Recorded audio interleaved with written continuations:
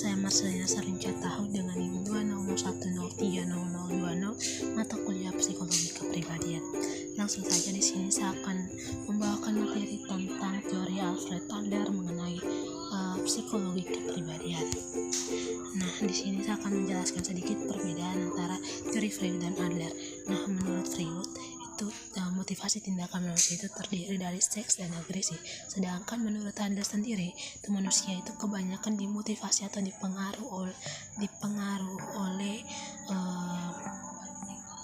pengaruh manusia itu kebanyakan dimotivasi oleh pengaruh sosial dan juga perjuangan mereka untuk menuju keunggulan dan keberhasilan. Yang berikut, manusia memiliki tidak sama sekali dalam bentuk kepribadian mereka. Manusia bertanggung jawab sepenuhnya untuk menjadi siapa diri mereka. Sedangkan menurut Freud, perilaku saat ini itu disebabkan oleh pengalaman masa lalu. Sedangkan menurut Adler, perilaku manusia saat ini dibentuk oleh pandangan manusia mengenai masa depan. Nah, menurut Freud itu menekankan pada komponen bawah sadar tingkah laku, sedangkan Adler itu menekankan pada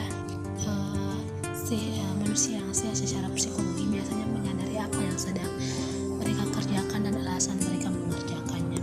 Yang berikut adalah tentang pendahuluan.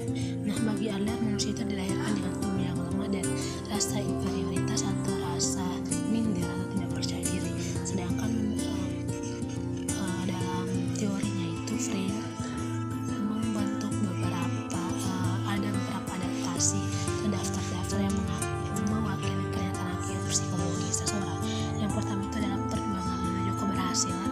Yang kedua adalah persepsi subjektif tentang kesatuan dan konsisten dalam diri. Yang ketiga adalah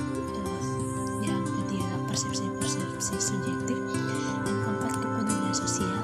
Yang berikutnya gaya hidup, dan yang terakhir adalah daya kreativitas. Kita masuk pada perkembangan abnormal. Nah, deskripsinya dalam faktor yang melandasi jenis perilaku yang menyimpang adalah ketidakpedulian sosial yang tidak berkembang. Selain itu, penderita neurotik cenderung menerapkan tujuan akhir yang terlalu tinggi, hidup di dunia pribadi mereka sendiri, dan memiliki gaya hidup yang kaku dan otoritarianis. Yang berikutnya adalah faktor-faktor eksternal perilaku menyimpang atau faktor-faktor dari luar yang menyebabkan perilaku menyimpang dari seorang individu. Yang pertama adalah kelemahan fisik yang dibesar-besarkan. Yang kedua adalah gaya hidup yang manja.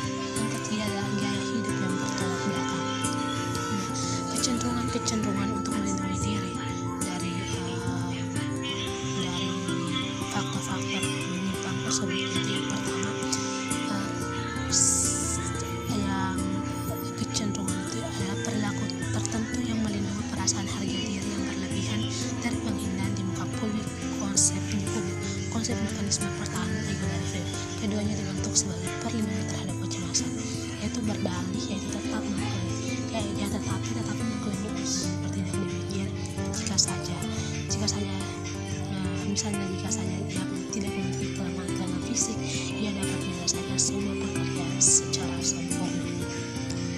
Yang berikut adalah sikap agresi. Nah, agresi ini merupakan cara seseorang untuk melindungi kompleks ego mereka yang berlebih-lebihan, yaitu dengan melindungi rasa percaya diri mereka yang rapuh. Misalnya saja bisa menyombongkan diri dia, bisa saja